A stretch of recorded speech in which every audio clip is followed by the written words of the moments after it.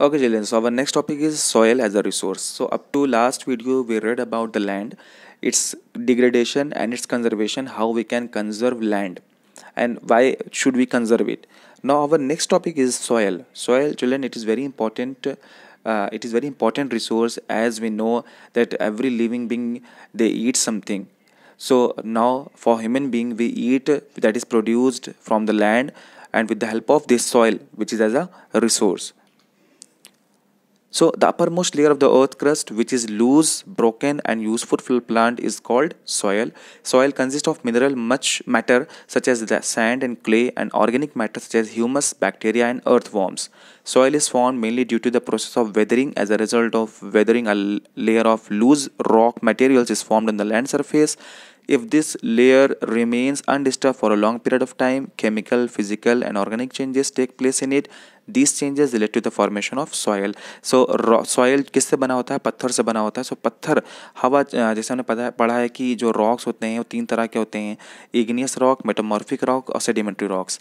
ये तीनों पत्थर जो होते हैं, जब जब वेदरिंग होती है, प्रोसेस ऑफ वेदरिंग, हवा चलती है, पानी बरसता है, तो यही रॉक्स टूटते टूटते टूटते टूटते एक छोटे से कंकड़ बदल जाते हैं. उससे छोटा पार्ट जो होता है वो क्या बनता है? Soil. Factor which influence the soil formation process, कौन कौन सा फैक्टर है? पहला है climate. Climate decides the rate of weathering and type of vegetation. अगर क्लाइमेट अच्छा है, अगर ज़्यादा बारिश हो रही, तो वो जो पार्टिकल्स होते हैं स्टोन के, वो और छोटे पार्ट होंगे और वो जो सॉइल बनेगी वो बिल्कुल भी फर्टाइल बनेगी. Second is topography. Topography of the land decide the accumulation of soil. Topography is the study of land. Third is the nature of parent rock. Parent rock, that means from where the soil is made. Fourth is the vegetation. Vegetation decides the amount of humus available in the soil. Types of soil. There are 6 types of soil: alluvial soil, red soil, black soil, laterite soil, desert soil, and mountain soil. We'll know about each of these soils one by one. First is the alluvial soil. You can see, children, how it looks. The alluvial soil. So alluvial soil is the most fertile and widespread soil found in India. सबसे ज़्यादा percentage soil अगर कोई India में है तो वो है alluvial soil. It is formed due to the deposition of fine silt called alluvial by the rivers. It is found in the northern plains, Gujarat plains, and the coastal plains. It consists of sand, silt, and clay. It is divided into khadar and bangar, new alluvial and old alluvial. अगर इसमें आप भूले ना तो मैं confusion दूर कर दूं. ओल्ड और न्यू एलुवियल में, ओल्ड एलुवियल को बोलते हैं हम भंगर, न्यू को बोलते हैं हम खादर. सो कन्फ्यूजन नहीं होना चाहिए. It contain soil nutrients such as potash, phosphoric acid and lime. So it is fertile and good for the growth of sugarcane, rice, wheat and pulses. ये इंपॉर्टेंट है, नोट कर लिएगा कौन से प्रोडक्शन के लिए ये सॉयल, किसके प्रोडक्शन के लिए है इंपॉर्टेंट. तो sugarcane, rice, wheat and pulses. Second, we should know about the difference between the Khadar and Bhangar. So Bhangar is the old alluvium, and the Khadar is the new alluvium. So Bhangar and Khadar, these are the two parts of alluvium soil. Second is the black soil. It is also known as Regur soil. Regur means cotton, best soil for cotton cultivation. 1 mark का question आ सकता है. Which soil is known as the Regur soil, or which is the best soil for the cotton cultivation? So it is black soil. Most of the Deccan is occupied by black soil. High water retaining capacity. Soil is sticky. Sticky मतलब बहुत चिपचिपी होती है. When wet and shrink when dried. Self-flowing is a characteristic of the black soil as it develops white crack when dried.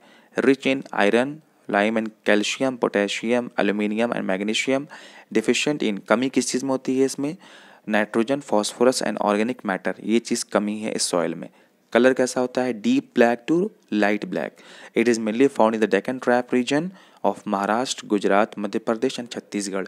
Area important है, ये आपका आएगा map work में. Third is the red soil. You can see the red soil.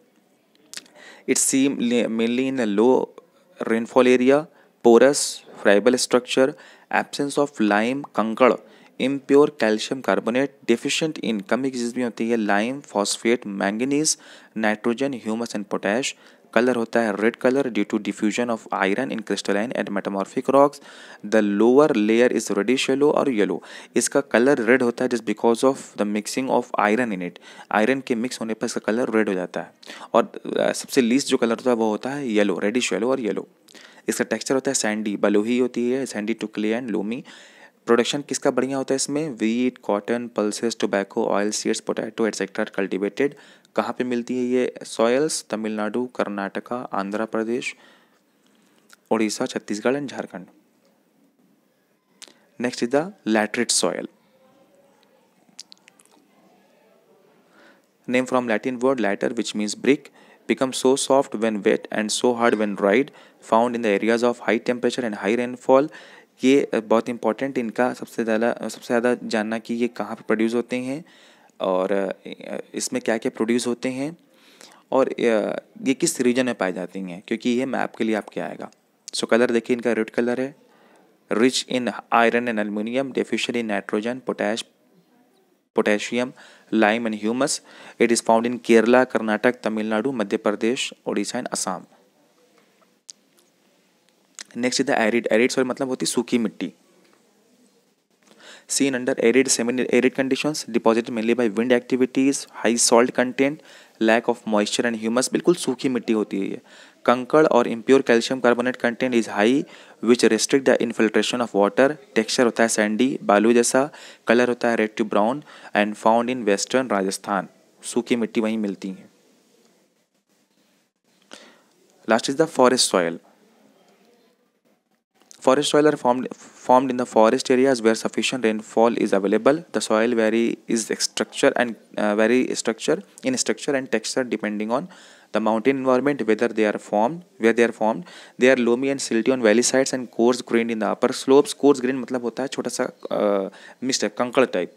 In the snow bound areas of the Himalayas they experience denudation and are acidic with low humus content. The soils found in the lower valleys are fertile. जो बिल्कुल नीचे मिलते हैं वो fertile होते हैं, क्योंकि जो पहाड़ के बिल्कुल नीचे होते हैं वो बिल्कुल छोटे पार्ट होते हैं, बिल्कुल छोटे पार्टिकल होते हैं, और ऐसे मिट्टी जो होती है बिल्कुल फर्टाइल होती है। नेक्स्ट हम पढ़ेंगे सॉइल इरोजन के बारे में। Till then make notes from this chapter, from this video. Okay children, thank you so much.